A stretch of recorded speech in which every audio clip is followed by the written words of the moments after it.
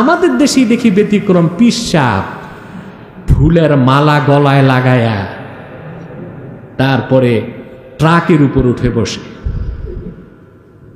বেয়াদব!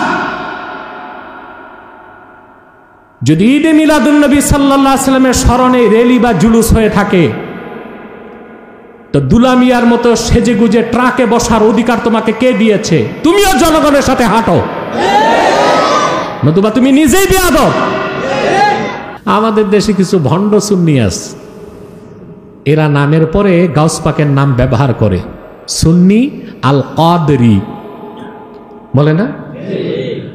মহান আল্লাহর পবিত্র সত্তার কসম, এই ধরনের মাজার পূজারী বেদাতীদের সাথে সুন্নি এবং গাউস পাকের নামের কোনো সম্পর্ক নাই।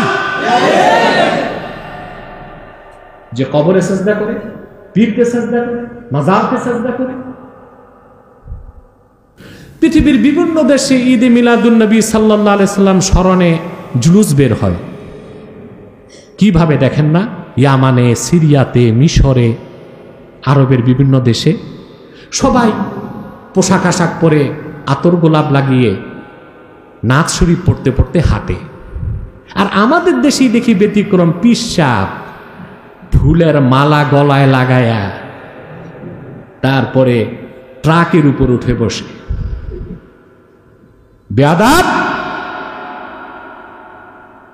যদি ঈদে মিলাদুন্নবী সাল্লাল্লাহু আলাইহি ওয়াসাল্লামের স্মরণে র্যালি বা জুলুস হয়ে থাকে, তো দুলামিয়ার মতো সেজে গুজে ট্রাকে বসার অধিকার তোমাকে কে দিয়েছে? তুমিও জনগণের সাথে হাঁটো, নতুবা তুমি নিজেই বেয়াদব। ঠিক কিনা? এরপর এরা এমন সব কাজকর্ম করে, কথা বলে, যা ঈমানের উপর আঘাত আনে। আনে না? এরা কি সুন্নি, কাদরি, চিশতি, নকশবন্দি, মুজাদ্দিদি? একটাই নাম, বেদাতি। আমাদের দেশে দুইটাই সমস্যা আছে, একটা হচ্ছে ওহাবি সমস্যা, লামাজহাবিরা, আর একটা হচ্ছে বেদাতি সমস্যা।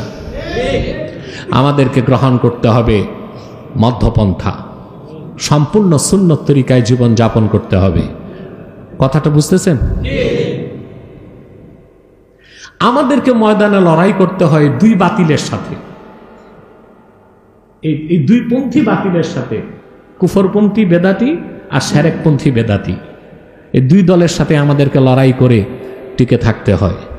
তবে আল্লাহর নুসরত, রাহমাত, জনগণের সমর্থন খাঁটি আহলুস সুন্নাহ ওয়াল জামাতের পক্ষেই আছে, আলহামদুলিল্লাহ। তো সুন্নত কি? শুধু দাড়ি টুপি সুন্নত না, এখানেই এসে আমাদের সমস্যা হয়ে গেছে। সুন্নত হচ্ছে, গাউস পাক বলেন, আম্মা সুন্নাহ ফাহিয়া মা সান্না রাসূলুল্লাহ। আল্লাহ রসুল মুহাম্মদ সাল্লাল্লাহু আলাইহি ওয়াসাল্লাম ১,৫০০ বছর আগে নীতি হিসেবে যেটা নির্ধারণ করেছেন, রীতি হিসেবে সমর্থন করেছেন, সেই নীতি এবং রীতির নাম সুন্নাত। আমি কয়েক ঘন্টার বক্তব্য কয়েক মিনিটে আপনাদেরকে শোনালাম। আমি জানি না আপনারা বুঝতে পেরেছেন কিনা। আবার বলছি, আল্লাহর আখিরি নবী নূর নবীজি মুহাম্মদ সাল্লাল্লাহু আলাইহি ওয়াসাল্লাম ১,৫০০ বছর আগে নীতি হিসেবে যা নির্ধারণ করেছেন, রীতি হিসেবে যা স্বীকৃতি দিয়েছেন, সেই নীতি ও রীতির নাম হচ্ছে সুন্নাত। সেই সুন্নাত যার বিশ্বাস তার নাম উম্মাত, আর এই সুন্নাত যার আমল তার নাম সুন্নি।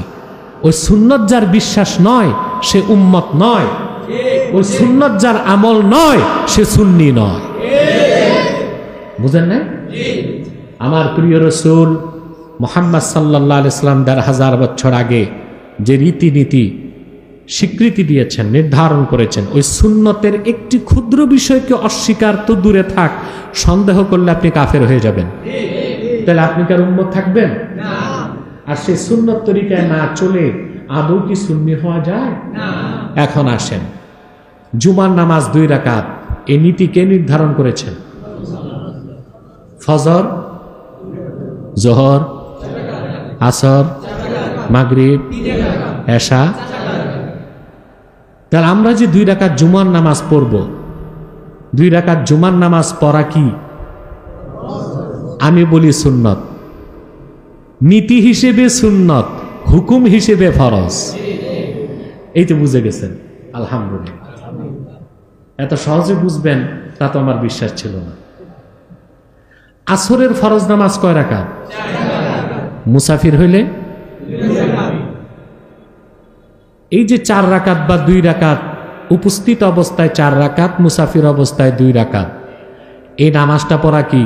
নীতি হিসেবে সুন্নাত, হুকুম হিসেবে।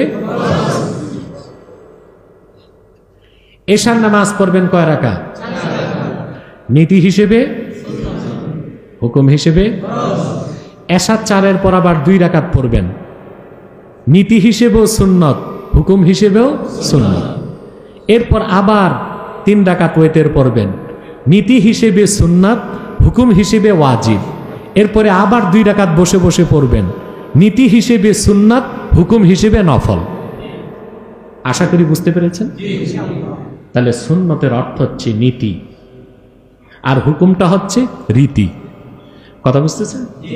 জীবনের সকল ক্ষেত্রে আল্লাহর হাবিব মুহাম্মদ সাল্লাল্লাহু আলাইহি ওয়াসাল্লামের এই সুন্নতের অনুসরণ করতে হবে। শুধু নামাজ, রোজা, হজ, যাকাতে না, লেনদেন, উঠা বসা, শিক্ষা সংস্কৃতি, বিদ্যা বুদ্ধি, চলন বলন, প্রশাসন, জনপ্রশাসন, সংসদ, সেক্রেটারিয়েট, ব্যাংকিং, ব্যবসা, বাজার, আমদানি রপ্তানি, মজুদদারি, সব ক্ষেত্রে সুন্নতের অনুসরণ করলেই আপনি একটি কল্যাণ রাষ্ট্র গঠন করতে পারবেন এবং আপনি একটি সফল জাতি হতে পারবেন। আমি বুদ্ধিজীবীদেরকে বহুবার চ্যালেঞ্জ করেছি, ওদের কাছ থেকে কোনো জবাব পাই নাই। জবাব ইনশাল্লাহ কোনোদিন তারা দিতে পারবে না।